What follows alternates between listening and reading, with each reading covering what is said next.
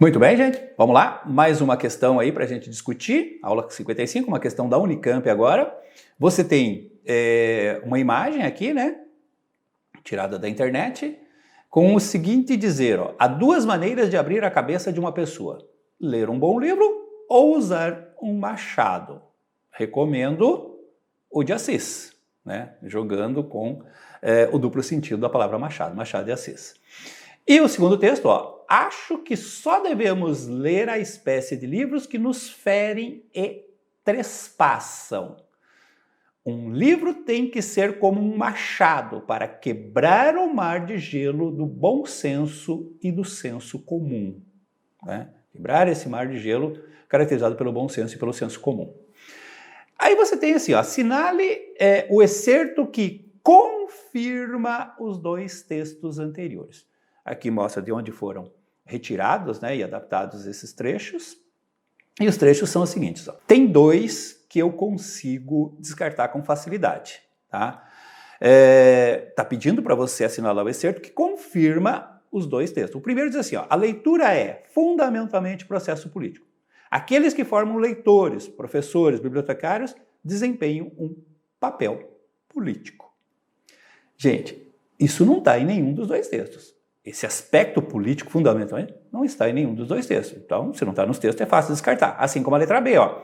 Pelo que sabemos, quando há um esforço real de igualitarização, há aumento sensível do hábito de leitura e, portanto, difusão crescente das obras.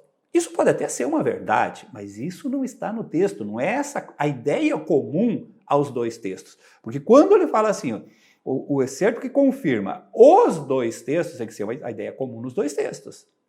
Aí tem uma de média dificuldade, que é a letra D. Ó. A leitura é uma forma servil de sonhar. Se tenho de sonhar, por que não sonhar os meus próprios sonhos? Fernando Pessoa. Na verdade, gente, isso não é a essência dos dois textos, mas poderia levar a uma conclusão nesse sentido.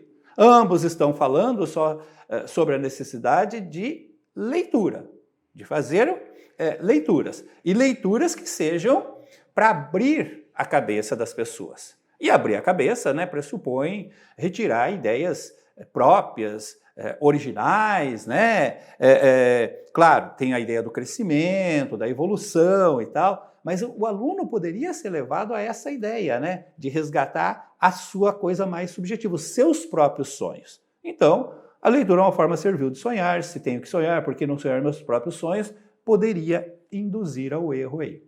Mas a resposta correta, obviamente, que é a letra C, ó. Ler é abrir janelas, abrir a cabeça para o mundo. Isso está tanto no primeiro texto quanto no segundo, quando ele diz um livro tem que ser como um machado, né, para quebrar o gelo e tal. Construir pontes que ligam o que somos com o que tantos outros imaginaram, pensaram, escreveram.